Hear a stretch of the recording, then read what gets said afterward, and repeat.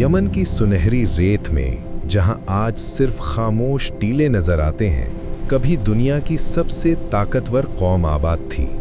कौम आद, जिनके बुलंदोबाला महल्लात आसमान छूते थे और जिनकी दौलत का शुमार नहीं था। लेकिन ये कहानी सिर्फ अजमत की नहीं, बल्कि तकब्बुर के अंजाम की भी है। हज़रत नूह अलैहिस्सलाम के बेटे साम की नस्ल से नस्लों बाद एक नबी का ज़हूर हुआ, हज़रत हूद अलैहिस्सलाम, जिनका नाम आज भी कुरान मजीद में महफूज है। वो उसी कौम आद के दरमियान पैदा हुए जो उस वक्त यमन के इलाके में आबाद थी। कौम आद की खुशहाली देखने वाली थी। उनके पास ज़रख़ेज़ ज़मीनें थीं जहां हर किस्म के फल और फसलें उगती थीं।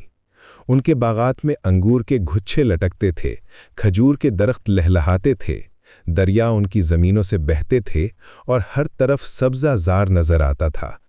लेकिन उनकी असल शोहरत उनकी तामीरात में थी।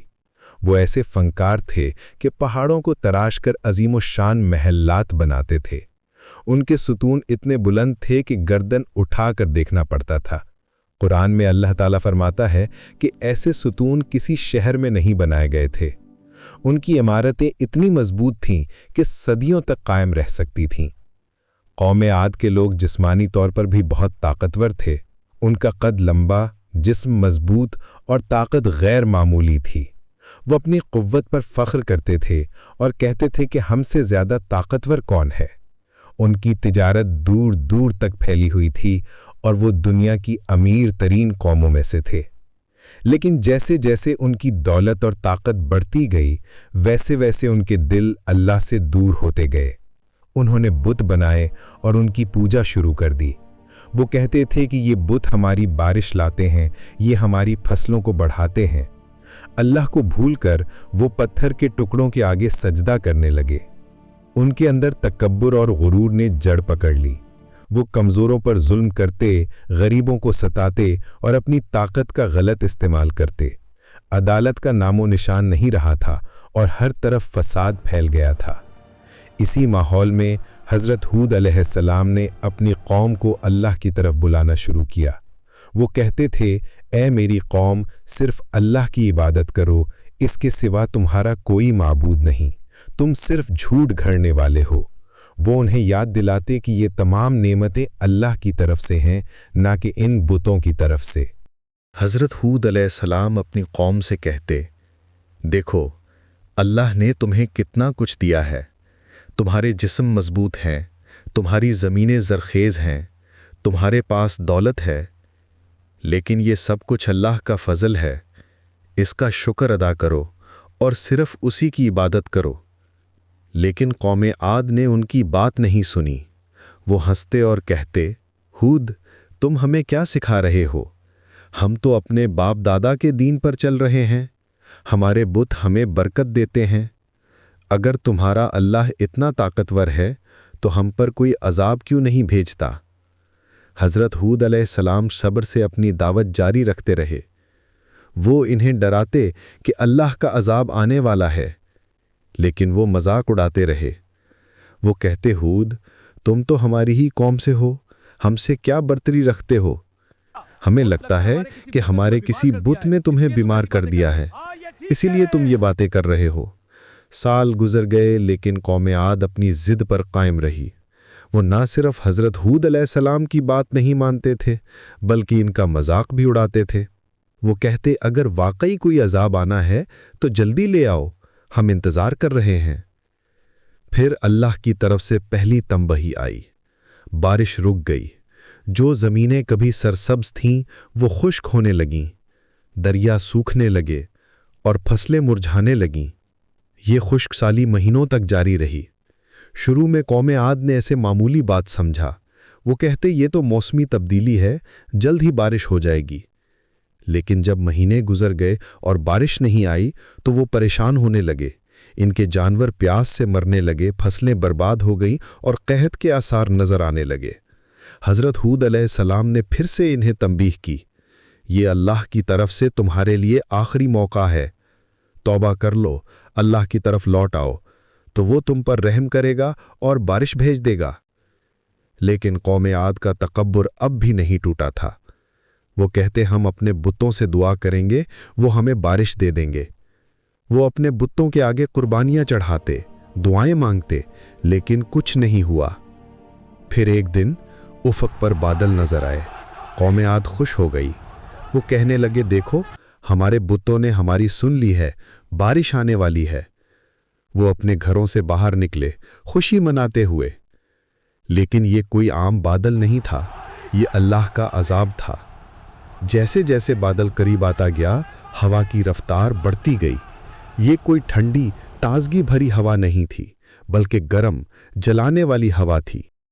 कुरान मजीद में इस हवा को रीह सरसर आतिया कहा गया है, यानी तेज, सर्द और तबाहकुन हवा। ये हवा इतनी तेज थी कि पहाड़ों को हिला देती थी और इतनी गर्म थी कि जिस चीज़ को छूती उसे जला देती थी। ये अजाब 7 रातें और 8 दिन तक जारी रहा। हवा की आवाज़ इतनी खौफनाक थी कि दिल दहल जाता था। कौम आद के अजीम शान महल्लात, जिन पर वो फ़ख्र करते थे, हवा के थपेड़ों से ढह गए। उनके मजबूत जिस्म, जिन पर वो गुरूर करते थे, इस हवा के आगे बेबस हो गए। लोग अपने घरों में छुपने की कोशिश करते, लेकिन हवा हर जगह पहुंच जाती। वो पहाड़ों की आड़ में जाने की कोशिश करते, लेकिन हवा उनका पीछा करती। कुरान में कहा गया है कि ये हवा उन्हें उठाकर ज़मीन पर दे मारती, जैसे वो खजूर के खाली तने हों। हज़रत हूद अलैहिस्सलाम और उनके साथी जो ईमान ले आए थे, अल्लाह की हिफाजत में महफूज रहे। ये तबाहकुन हवा उनके करीब से गुजरती, लेकिन उन्हें कोई नुकसान नहीं पहुंचाती। वो देख रहे थे कि कैसे अल्लाह का अजाब सिर्फ जालिमों को अपनी लपेट में ले रहा है। 8वें दिन जब हवा रुक गई तो चारों तरफ खामोशी छा गई। कौम आद का नामो निशान मिट चुका था।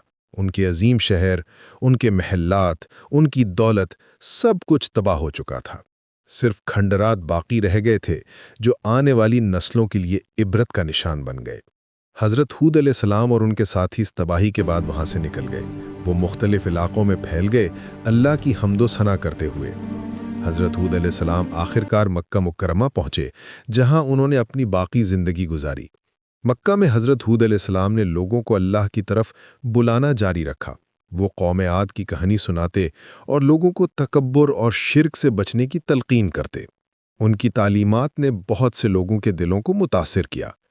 जब उनका वक्त आया तो हज़रत हूद अलैहिस्सलाम ने मक्का मुकर्रमा में वफ़ात पाई। कहा जाता है कि उनका मज़ार आज भी मक्का में मौजूद है, जहां लोग उनकी याद में दुआ करते हैं।